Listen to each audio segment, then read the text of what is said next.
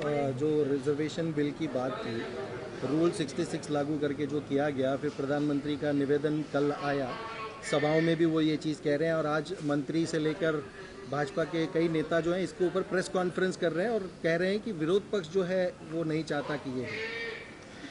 देखिए, पहली बात तो आप लोगों के माध्यम से मैं बहुत स्पष्ट करना चाहता हूं कि महिला आरक्षण बिल लागू हो चुका है। इन्वर्टेड कामा में फिर से दोहरा रहा है इसको। महिला आरक्षण बिल जो 2023 में आदरणीय नरेंद्र मोदी जी की सरकार ने पास किया था, वो 16 अप्रैल 2026 से पूरे हिंदुस्तान में लागू हो चुका है। इसलिए अगर इसके बारे में कोई सवाल उठा रहा है तो ये पूरी तरह से झूठ है, असत्य है, गलत है। नंबर एक। दूसरी बात, बिल क्या था? बिल था डीलिमिटेशन का।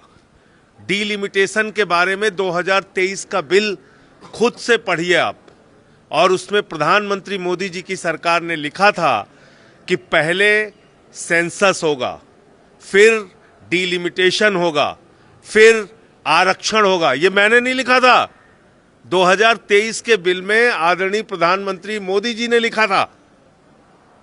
तो आप समझ गए, उनके खुद के बिल में यह था कि हम जनगणना कराएंगे, जनगणना कराने के बाद परसीमन कराएंगे, परसीमन कराने के बाद आरक्षण देंगे। अब आप जनगणना कौन सी कराएंगे? कौन सी जनगणना आप मानेंगे? आप हिंदुस्तान की जनता का 12,000 करोड़ रुपए 2026 से होने वाली जनगणना में खर्च कर रहे हैं, जो अभी शुरू है पूरे देश में, जिसके लिए गृह मंत्री अमित शाह जी ने भी कहा सदन में कि हम जनगणना करा रहे हैं।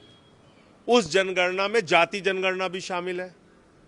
और 26 की जनगणना खत्म कब होगी? 2027 मार्च में खत्म होगी। चुनाव कब है आपका?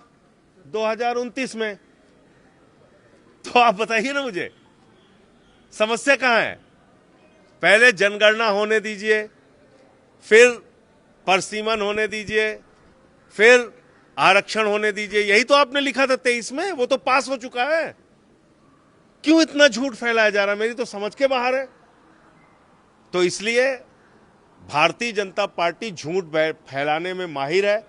उन्होंने पूरे देश के अंदर एक झूठा बयान फैला रखा है। महिला आरक्षण बिल गिर गया, महिला नहीं भाई, महिला आरक्षण बिल 2000, मेरा फोन लेके आओ, 16 अप्रैल 2026, राजीव कहां गए? 16 अप्रैल 2026 को लागू हो चुका है, लागू हो चुका है। इसलिए ये गलत बात है।